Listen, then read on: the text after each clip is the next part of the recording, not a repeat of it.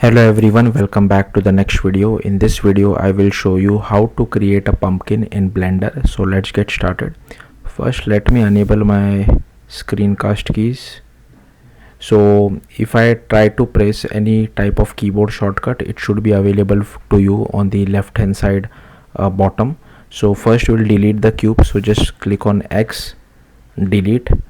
Okay, then let's see how to create a pumpkin.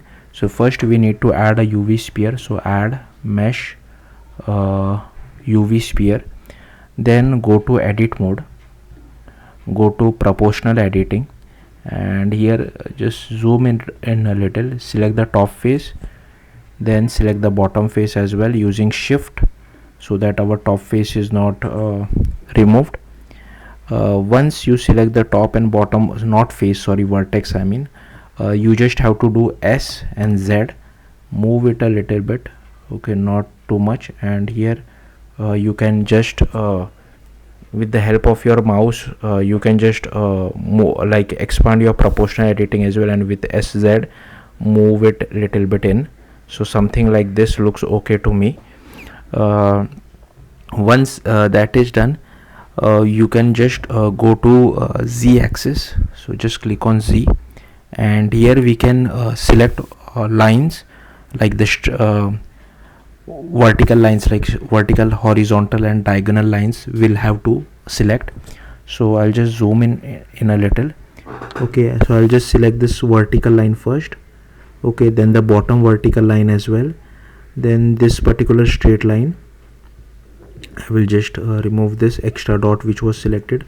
So this 1 2 3 4 5 6 7. Okay, now this particular line as well, 1 2 3 4 5 6 7. Okay, now we need to select the diagonal line, so for that you will need to select the fourth line over here as well as the fourth line over here, then here also the same thing, the fourth line over here and the fourth line over here.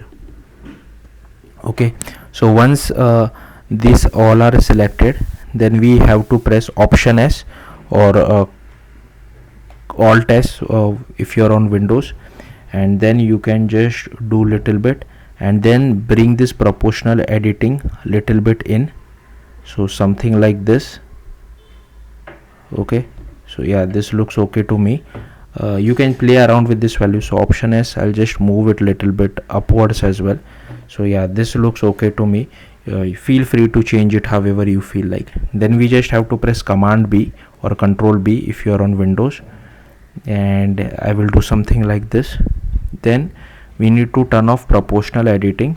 We need to go to the Z axis, sorry, Z axis, and here I'll just select this wireframe mode. Then I'll just select this center point which we have.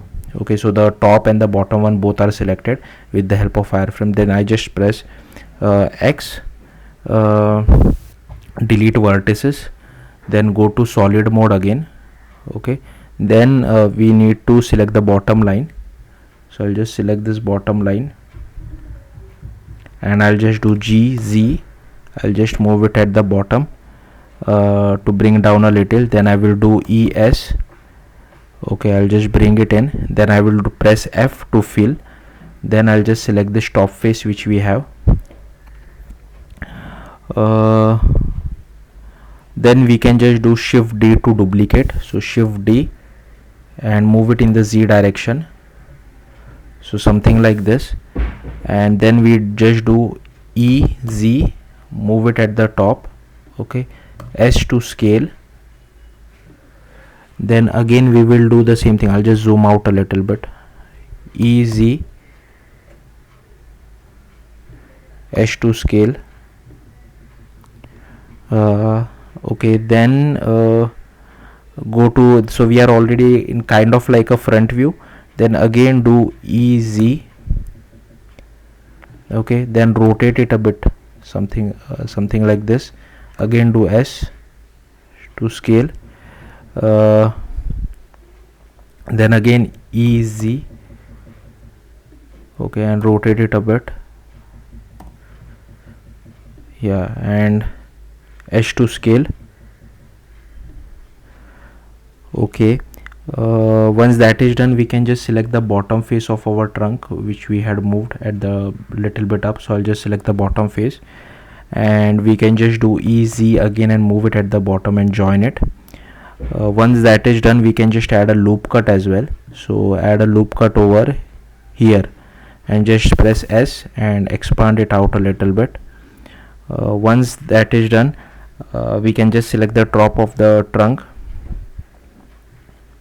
So this one which we had created, again I'll just get rid of my loop cut, just select, sorry, I'll just move this up a little bit. I'll just select this. Okay, then again I'll just do